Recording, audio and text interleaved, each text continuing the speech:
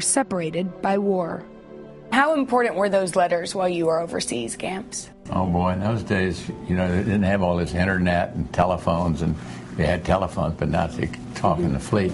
So letters were everything. Right from mail call. The guy would come on the deck and say, mail, and it's Bush. It was wonderful. Even though my grandmother wrote often, her letters were lost at sea. On September 2nd, 1944, my grandfather's plane was shot down. He was saved, but the letters were not. When he was shot down, I got a letter, all was well, but then... What was wrong with that? Well, I got a letter saying you were well, but Oh. you had written it before you'd been shot down. 66 years after my grandparents were married, mail call is more like a text message beep or an email alert. And I love you looks more like this. Has modern technology killed romance? Love letters were around long before my grandparents got romantic notions. Beethoven wrote beautiful music and love letters to his immortal beloved.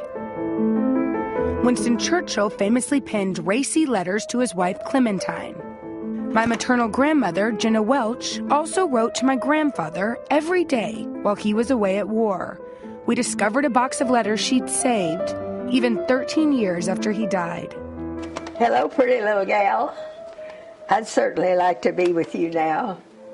The orange reflection against the sky and the rain coming down makes me feel like if I was with you, nothing else would matter. My grandfather shipped off for war 3 weeks after they married. It is terrible to love someone like I love you and can't be with them. Do you like rereading these love letters? Yeah. She would live for his letters, and he would live for her picture.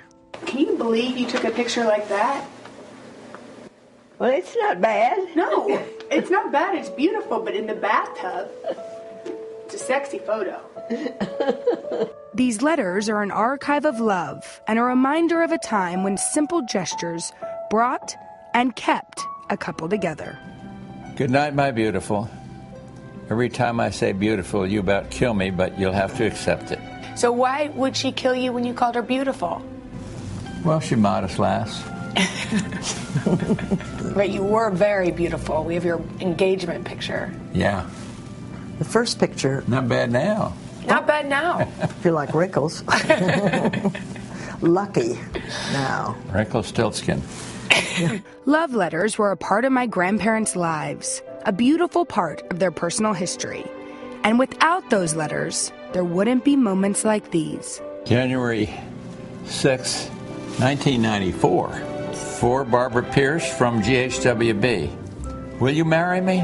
Oops. I forgot you did that 49 years ago today.